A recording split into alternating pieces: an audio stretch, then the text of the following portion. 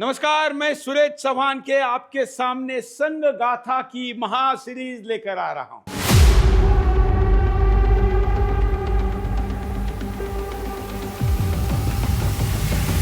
संघ गाथा में आपका बहुत बहुत स्वागत है।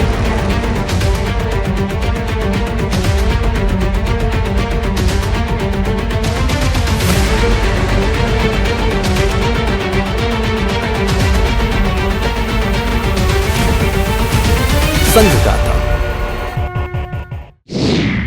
नमस्कार, मैं हूं सुरेश चौहान के और संघ गाथा में आपका स्वागत करता हूं। राष्ट्र निर्माण की कहानी केवल युद्धों, राजनीति, अर्थव्यवस्था या बड़े संस्थानों की कहानी नहीं होती।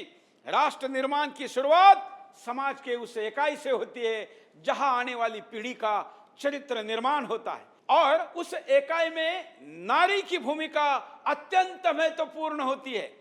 भारतीय समाज में नारी ने अलग अलग रूपों में परिवार, संस्कृति, शिक्षा, सेवा और सामाजिक जीवन को दिशा दी है। मां के रूप में संस्कार, शिक्षा के रूप में ज्ञान, सेविका के रूप में संवेदना और नेतृत्वकर्ता के रूप में समाज को दिशा देने की भूमिका है। नारी के अनेक रूप राष्ट्र के जीवन में जुड़े रहते हैं। आज जब महिलाएं शिक्षा, सेवा, सामाजिक कार्य और सार्वजनिक जीवन के विभिन्न क्षेत्रों में अपनी भूमिका बढ़ा रही है, तो उनके भीतर राष्ट्र के प्रति चेतना और जिम्मेवारी का प्रश्न भी उतना ही महत्वपूर्ण होता जाता है। मैं समय हूं। मैंने युगों को बदलते देखा है, समाज को बदलते देखा है और हर परिवर्तन के साथ नारी की बदलती भूमिका को भी देखा है। जिस नारी को कभी केवल परिवार की सीमाओं में देखा जाता था, वही नारी आज शिक्षा, सेवा, सामाजिक कार्य, संस्कृति और राष्ट्र जीवन के अनेक क्षेत्रों में अपनी भूमिका निभा रही है। लेकिन उसकी शक्ति केवल उसके स्वयं आगे बढ़ने में नहीं, बल्कि आने वाली पीढ़ियों को दिशा देने में भी है। क्योंकि एक घर में जन्म लेने वाला संस्कार केवल एक व्यक्ति का निर्माण नहीं करता, वही संस्कार आगे चलकर पूरे समाज के चरित्र को प्रभावित करता है। इसलिए जब नारी में राष्ट्र के प्रति चेतना जागती है, तो उसका प्रभाव केवल उसके जीवन तक सीमित नहीं रहता, वह परिवार से समाज और समाज से राष्ट्र तक पहुंचता है। मैं समय हूं, और मैंने देखा है कि जब नारी जागरूक होती है तो केवल एक व्यक्ति नहीं, पूरी पीढ़ी जागती है। जब समाज ने नारी को सीमाओं में कैद किया, उसकी सामर्थ्य को चार दीवारों तक बांध दिया, तभी भारत की शक्ति भी बिखर गई। मेरे प्रवाह में वह कालखंड दर्ज है जब अधूरी नारी शक्ति ने राष्ट्र को भी अधूरा बना दिया। लेकिन जैसे ही नारी ने अपनी क्षमता पहचानी, अपने कदम आगे बढ़ाए, कर्तव्य, करुणा और नेतृत्व के मार्ग पर चली, तो मैंने भारत को फिर से उठते देखा। नारी ने जब कलम उठाई, ज्ञान बढ़ा। जब उसने सेवा चुनी, समाज बदला। जब उसने नेतृत्व संभाला, राष्ट्र दिशा पर आया। मैं समय आज भी यही कहता हूं, नारी की चेतना जब प्रज्वलित होती है तो राष्ट्र की यात्रा भी प्रकाशमान हो जाती है। क्योंकि भारत की तेजस्विता हमेशा नारी शक्ति के उदय से ही पूर्ण स्थापित हुई है। राष्ट्र सेविका समिति यह पूर्ण रूपेण महिलाओं का संगठन है। उनके नाम में ही राष्ट्र सेविका समिति, सेविका कौन? सेवा करने वाली सेविका, और समिति यानी उनका संगठन। हमारे एक ग्रंथ में समिति इस शब्द की व्याख्या बताई गई है, प्राणी पीड़ा परिहारेण सम्यक गमने साच समिति। जो प्राणियों की पीड़ा हरण करती है और जो योग्य मार्ग से जाती है, वह समिति, ऐसा उसका अर्थ दिया है। तो सबका दुख दर्द हरण करना, दूर करना, यह भी समिति में अत्यंत एक महत्वपूर्ण बिंदु माना गया है। हम सेविका है, और सेविका यानी स्वयं स्फूर्ति से, स्वयं प्रेरणा से सेवा करने वाली।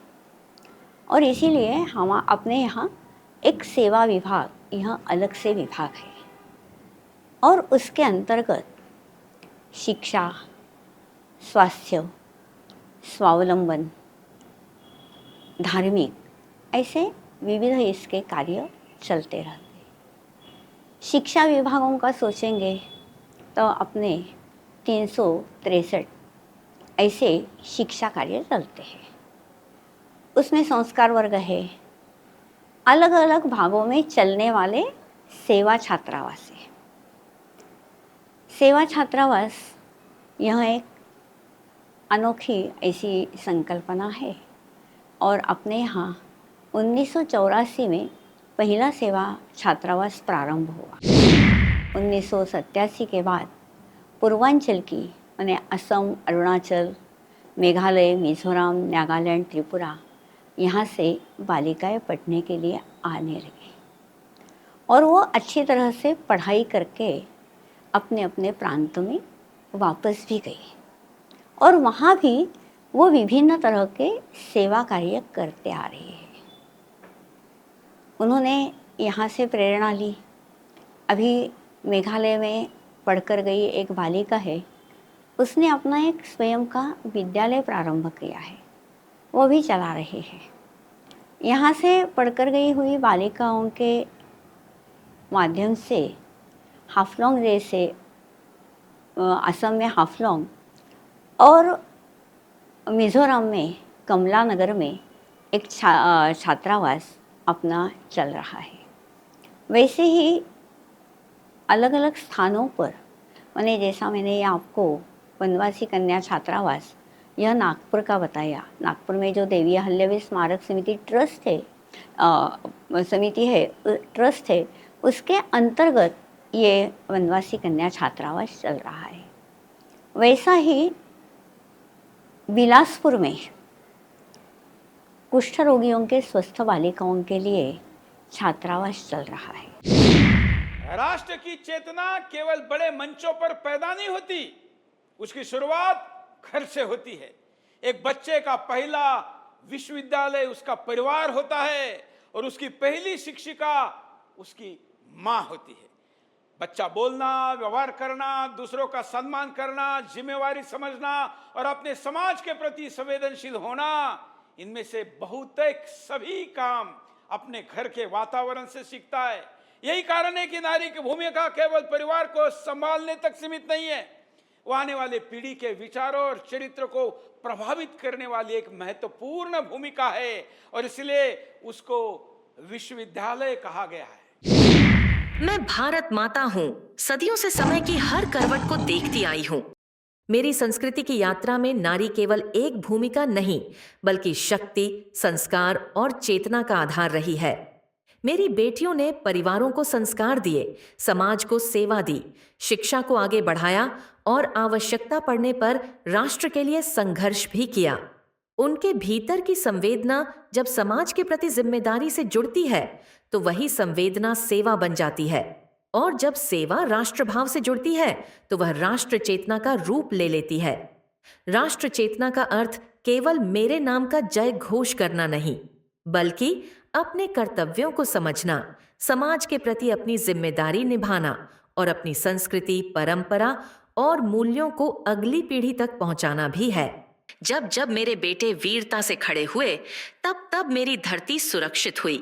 पर मेरी एक सच्चाई और भी है, मेरा सामर्थ्य आधा है। यदि मेरी बेटी शिक्षित न हो, मेरी शक्ति अधूरी है। यदि मेरी नारी संगठित न हो और मेरा भविष्य असुरक्षित है, यदि मेरी बेटियां नेतृत्व में आगे न बढ़े। मैं वह भूमि हूं जहां शक्ति केवल पूजी नहीं जाती, जीवन का आधार मानी जाती है। आज मेरी पुकार यही है कि मेरी नारी पुनः जागे, संगठित हो और राष्ट्र नीति, समाज सेवा और संस्कृति हर क्षेत्र में अपनी छाप छोड़े। मेरी आशा, मेरी ऊर्जा, मेरी रक्षा मेरी बेटी के कंधों पर ही है और आज नारी शक्ति की यह यात्रा एक नए अध्याय में प्रवेश कर रही है। आइए। नमस्कार। आपा जी नमस्कार। आइए आइए, बैठिए बैठिए। बैठिए। कैसे आना हुआ अप्पा जी? डॉक्टर साहब, ये हैं लक्ष्मीबाई। लक्ष्मीबाई नमस्कार। कैसी हैं आप? गुस्से में हूँ। गुस्से में? क्यों? क्या आपका संघ सिर्फ पुरुषों का है? क्या 35 करोड़ हिंदुओं में सिर्फ पुरुष आते हैं? हम स्त्रियों का उसमें कोई स्थान नहीं। हमारा संघ सभी का है, पर हमने अभी तक महिलाओं के बारे में सोचा नहीं था। क्यों नहीं सोचा? जब सभी देवी देवता किसी असुर से हार जाते हैं तो वो शक्ति की आराधना करते हैं। हम वही शक्ति हैं। आप अपने संघ को इस शक्ति से अलग कैसे रख सकते हैं? अब तक हमारे पास महिलाओं का नेतृत्व करने वाला चेहरा नहीं था। अब आप हो। अगर आप ये जिम्मेदारी स्वीकार करती हैं तो संघ आपके साथ है। मेरा बेटा शाखा जाता है। मैं उसी से सीखूंगी और सभी महिलाओं को सिखाऊंगी। अप्पा जी आपका सहयोग करेंगे।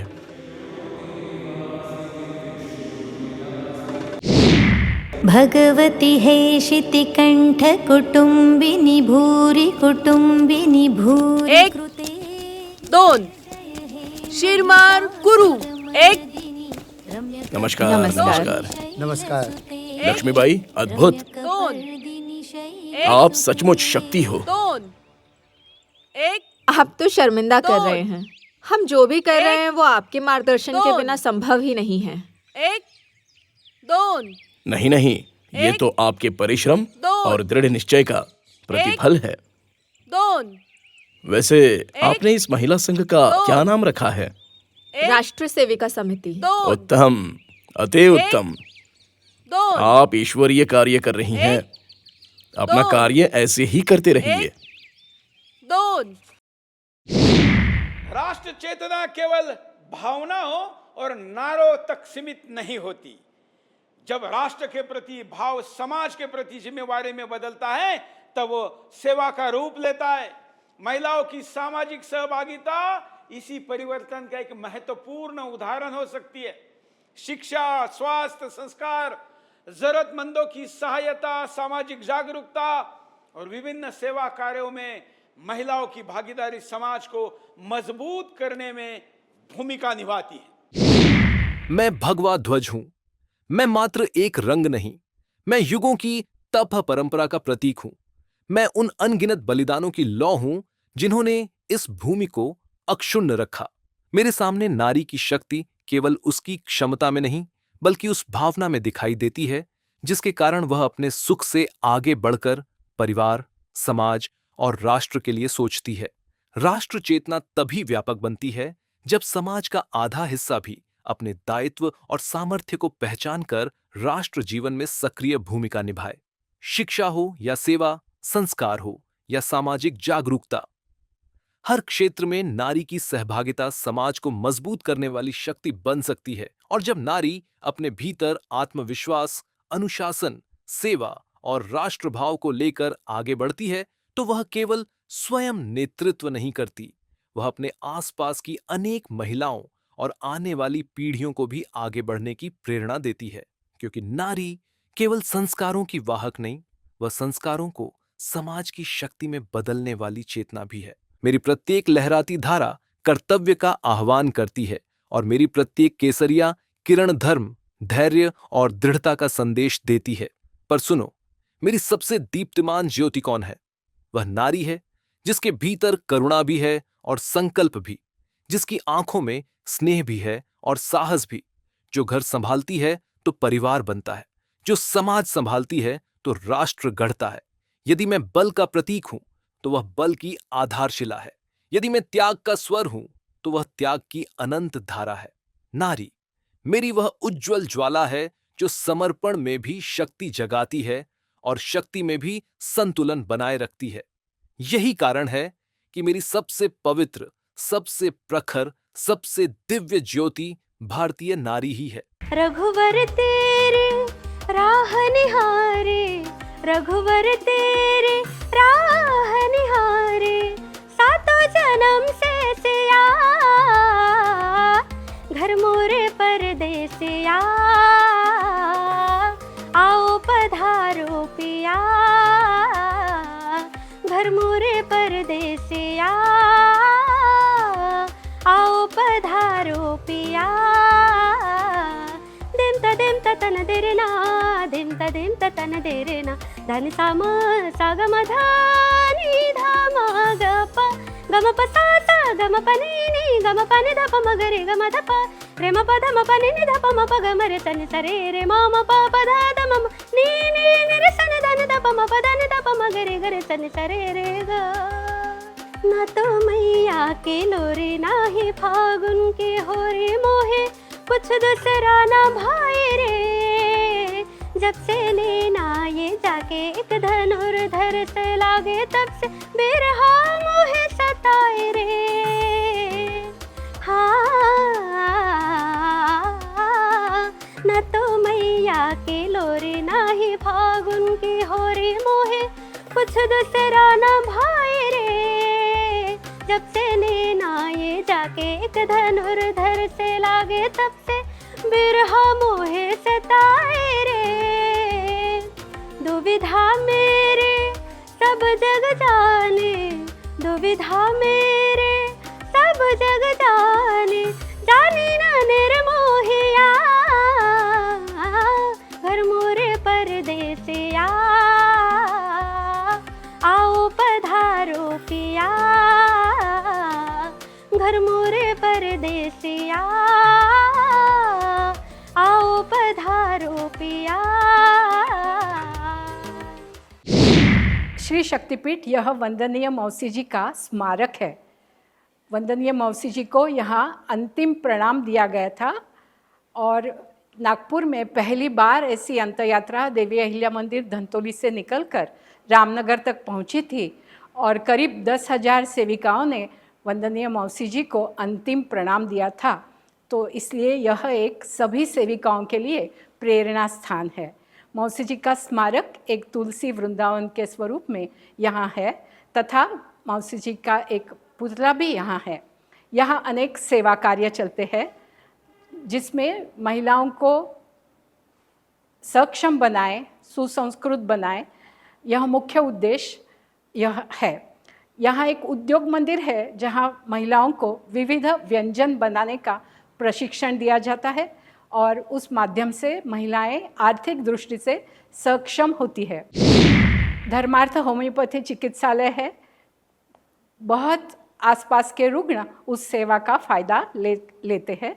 यहाँ एक समृद्ध वाचनालय है जिसमें धार्मिक, सामाजिक, ऐतिहासिक अन्य ग्रंथ उपलब्ध है और इसकी विशेषता यह है कि हम एक प्रश्नावली के रूप में हर वर्ष में एक बार प्रश्न मंजूषा लेते हैं जिसलिए वाचक लोगों को नई प्रेरणा मिलती है।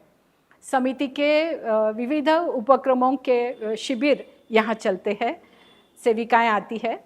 यहाँ एक कीर्तन शिविर होता है जो सामाजिक विषय के द्वारा कीर्तन प्रशिक्षण दिया जाता है। करीब 8-10 दिन यहाँ कीर्तन सिखाया जाता है। विदर्भ के छोटे छोटे स्तर से यहाँ पुरुष तथा महिलाएं आकर कीर्तन के माध्यम से वो तैयार होती है और समाज में कीर्तन का प्रबोधन करने वो सक्षम बनती है। संस्कार वर्ग लिया जाता है तथा यहाँ कई विद्यार्थियों को पढ़ाने की भी सुविधाएं हैं। अगर किसी का मैथ्स वीक है, इंग्लिश वीक है तो हमारे यहाँ ऐसे सेविका समय देती है जिस माध्यम से उनको पढ़ाया जाता है और वो स्वयं एक सुरक्षित जगह पर पहुँचती है। ऐसा भाव उनके माता पिता को रहता है, इसलिए उनको यहाँ लाते हैं, भेजते हैं, क्योंकि यह एक उनके लिए प्रेरणादायी तथा अभ्यास के लिए एक अच्छी जगह मानी जाती है। के अलावा यहाँ भजन वर्ग चलता है, समिति की साप्ताहिक शाखाएं लगती है और कुछ छात्राओं के लिए निवासी छात्रावास भी यहाँ सशुल्क है। अपने ही परिवार से छात्राएं यहाँ रहती है और केवल पढ़ाई करके ही ध्यान हो और एक संरक्षित स्थान उन्हें रहने को मिले, यह हमारा प्रबंध रहता है। यहाँ हम दास नवमी उत्सव लेते हैं जो रामदास स्वामी जी का जन्म के पर्व पर होता है। अनेकानेक विदुषी तथा विद्वान प्रबुद्ध वक्ता यहाँ बुलाए जाते हैं और यह एक नागपुर में एक प्रतिष्ठित कार्यक्रम समझा जाता है। इसके अलावा भी समय समय पर ग्रामीण भाग में आरोग्य कैंप लेना, हमारे यहाँ जो महिलाएं काम करती है उनको आरोग्य के संबंधी जानकारी देना, तथा इलाज करवाना।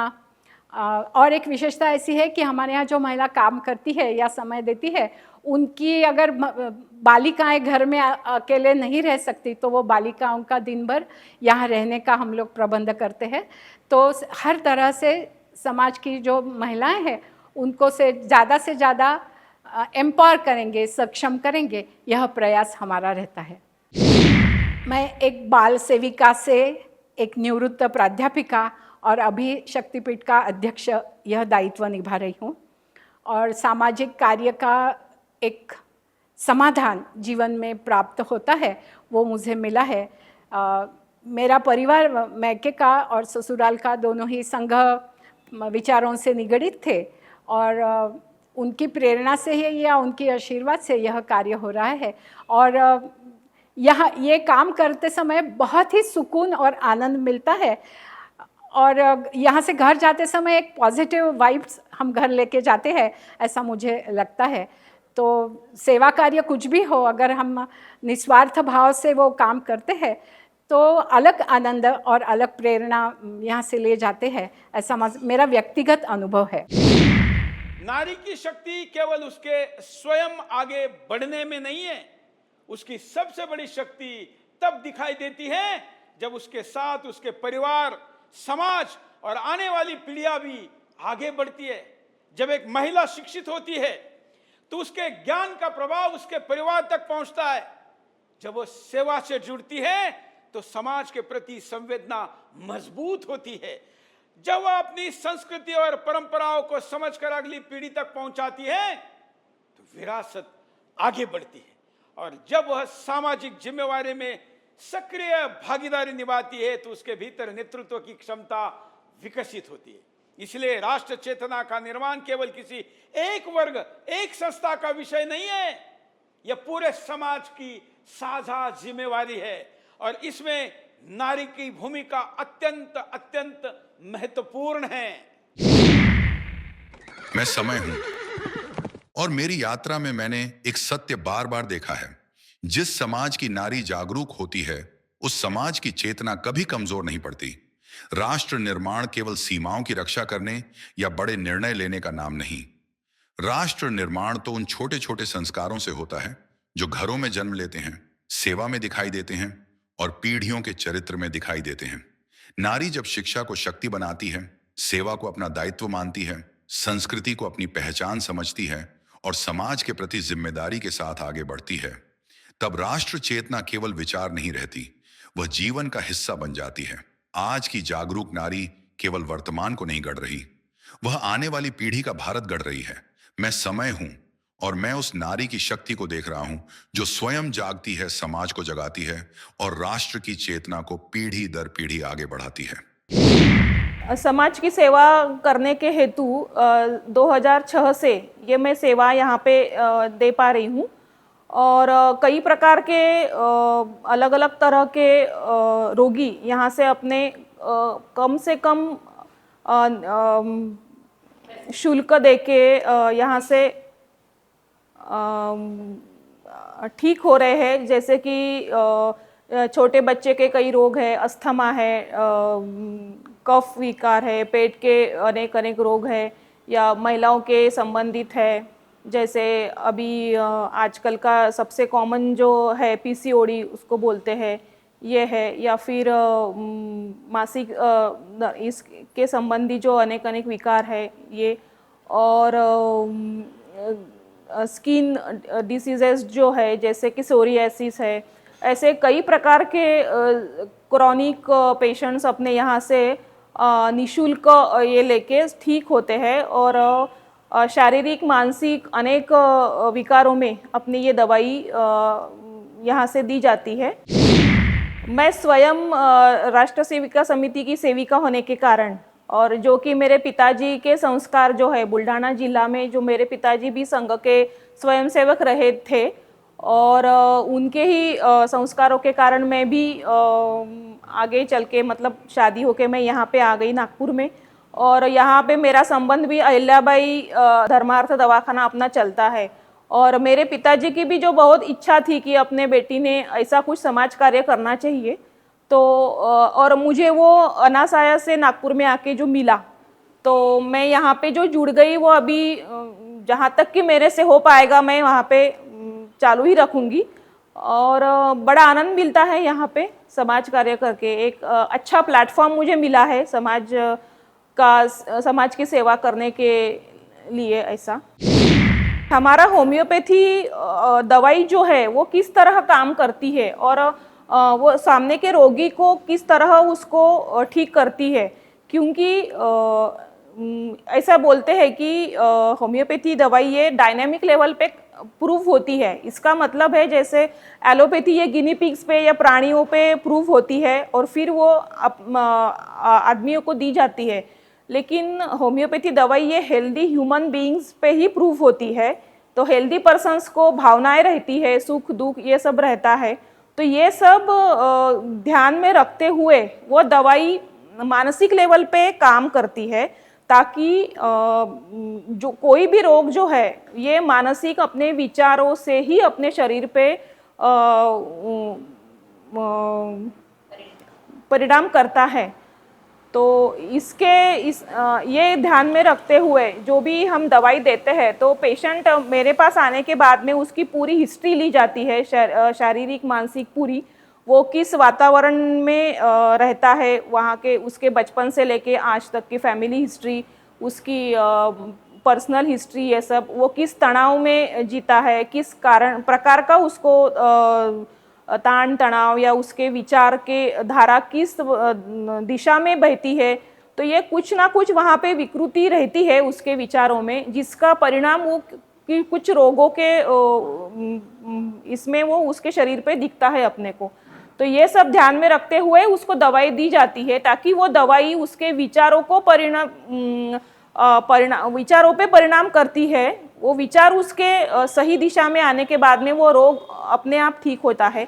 हम रोगों पे दवाई नहीं देते हैं कभी भी, person as a whole person को ध्यान में रखते हुए हम उसको दवाई देती है।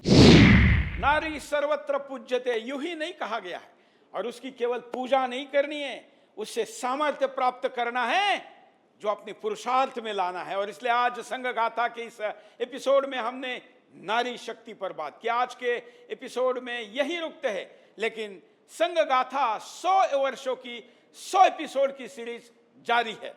नमस्कार।